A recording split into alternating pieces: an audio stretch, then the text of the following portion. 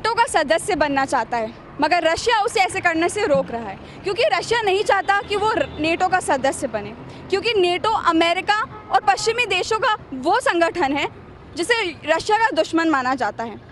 अब ऐसे में युद्ध की आशंका पैदा हो गई थी, मगर हालात तब खराब हो गए जब 24 फरवरी के दिन रशिया ने यूक्रेन की राजधानी कीव में मिसाइलें दागी। अब सवाल ये पैदा होता है कि क्या देश को और विश्व को एक तीसरा विश्व युद्ध देखने को मिल सकता है? आइए जानते हैं जनता से उनकी राय। यूक्रेन के बीच में जो टेंशन्स बने हुए, जो युद्ध की संभावना बनी हुई है, कोरोना से अभी तक देश पूरी तरीके से उभरा भी नहीं था और रूस के राष्ट्रपति व्लादिमीर पुतिन जी ने जंग ऐलान कर दिया। तो क्या लगता है आप लोगों को, युद्ध होगा कि नहीं होगा? किंतु परंतु बताइए। मुझे नहीं लगता कि युद्ध होगा, कि ये कुछ दिन का रहेगा, 8 दिन 15 दिन 1 महीने का चलेगा और उसके बाद सब नॉर्मल हो जाएगा। एक्चुअली क्या है कि रशिया अपना पावर दिखाना चाहता है कुल मिला के, और कुछ दिनों में अपना वो जो उनका प्रोपेगेंडा है वो हो जाएगा क्लियर, उसके बाद सब नॉर्मल हो जाएगा।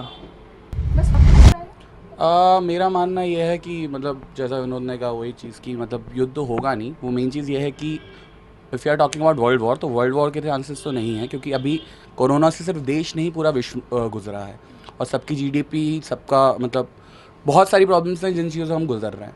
और जैसे चाइना ने इस चीज़ का फ़ायदा उठाया था, वैसे रशिया इस चीज़ का फ़ायदा उठा रहा है और यूक्रेन को डोमिनेट करने की कोशिश कर रहा है।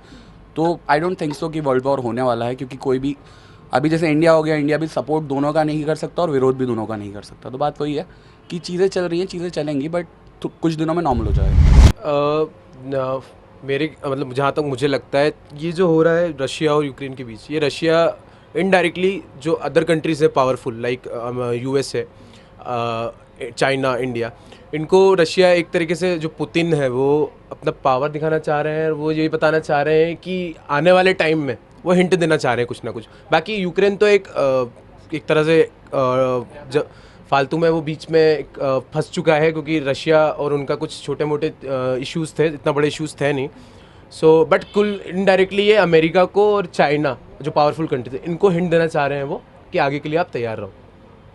अच्छा, आपने यूक्रेन के फंसने की बात की है, तो नेटो कंट्रीज़ के हेड जो अमेरिका है, मतलब उनका और रशिया का संबंध उन दोनों का दुश्मन माना जाता है, और चूंकि यूक्रेन उसमें शामिल होना चाहता है नेटो कंट्रीज़ में, तो कहीं ना कहीं रशिया नहीं चाहता है कि वो शामिल हो और सारा विवाद इसी चीज़ के ऊपर है।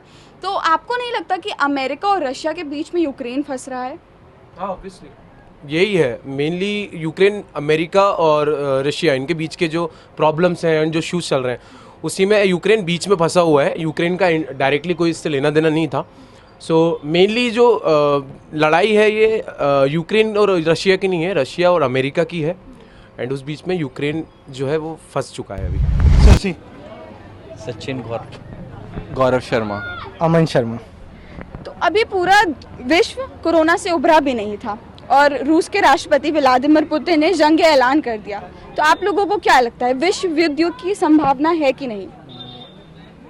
आई डोंट थिंक सो कि ऐसा कुछ होगा, बिकॉज जो अभी देख रहे हैं कि नाटो तो अपना उसने खुद को पीछे कर लिया है, तो अभी नहीं लगता कि ऐसा कुछ होगा। होना भी नहीं चाहिए, बिकॉज इंडिया भी इफेक्टेड होगा इससे। सबसे ज़्यादा इंडिया इफेक्ट होगा, क्योंकि उसके पास एक कंफ्यूजन आ गया कि वो रशिया का साथ दे कि अमेरिका का साथ दे। तो उसमें क्या रहा है क्या? क्योंकि यहाँ पे भी मैक्सिमम चीज़ें महंगी हो जाएंगी, इंडिया पे भी इफेक्ट पड़ेगा। लाइक यूरिया वगैरह जो किसान यूज़ करते हैं वो भी रशिया यूक्रेन से आता है, और काफ़ी चीज़ें, पेट्रोल डीजल जो यहाँ पे है वो महंगा होगा, तो इंडिया पे भी इम्पेक्ट करेगा। तो आई थिंक विश्व युद्ध नहीं होना चाहिए अकॉर्डिंग टू मी। होना तो नहीं चाहिए as they said, but thing is कि आज ग्लोबलाइजेशन में when two countries are standing in front of each other, it is not good for any individual in entire world. So this will directly or indirectly affect everyone. So we should pray that it should not happen and should stop as soon as possible.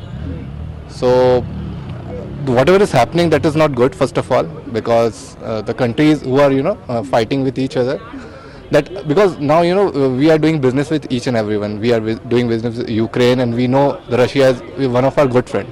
So I believe the big countries should be neutral as of now, because if they will jump into this, then it will escalate it to everyone, right?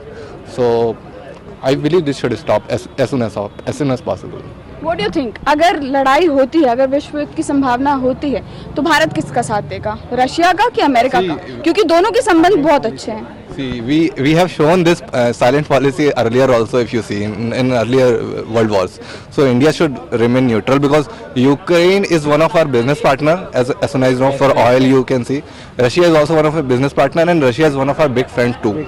So what we should do, we should, we should try to negotiate between those two countries and try to stop this ASAP, because these are our policies which we are following from, from the Gandhi's time. So we should do that. We should play our role very carefully here.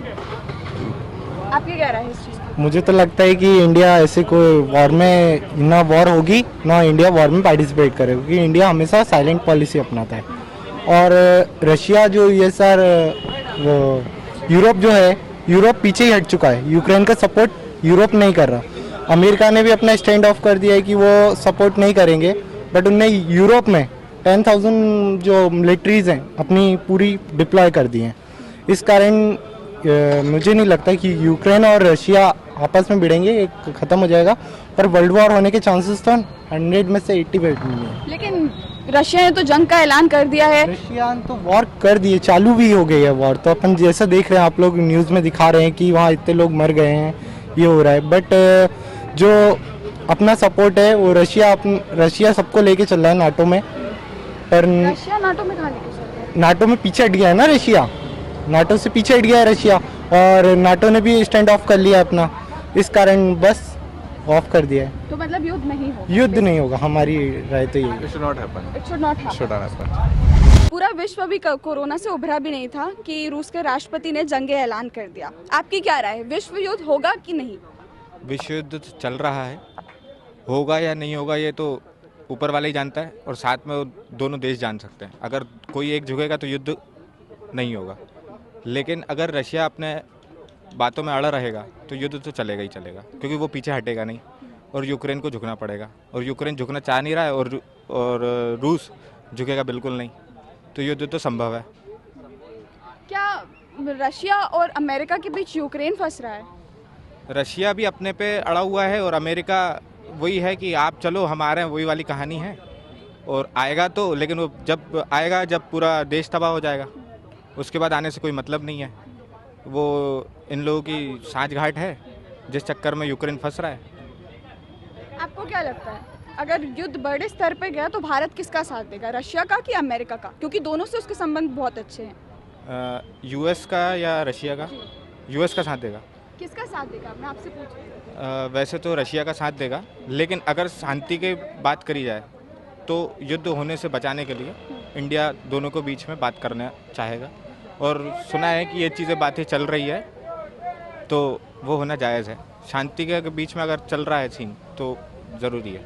आपको क्या लगता है, आपके हिसाब से क्या होना चाहिए, युद्ध होना चाहिए कि नहीं होना चाहिए? नहीं होना चाहिए, बिल्कुल युद्ध नहीं होना चाहिए. युद्ध होने से आर्थिक स्थिति, सामाजिक स्थिति, मानसिक स्थिति, सारी स्थिति खराब होती हैं.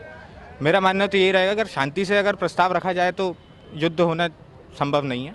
शांति से बात की जाए ज़्यादा सही रहेगा. युद्ध किसी भी समस्या का निवारण नहीं होता. हमारी जनता की भी यही राय है और दूसरे देशों से अपील है कि युद्ध नहीं होनी चाहिए.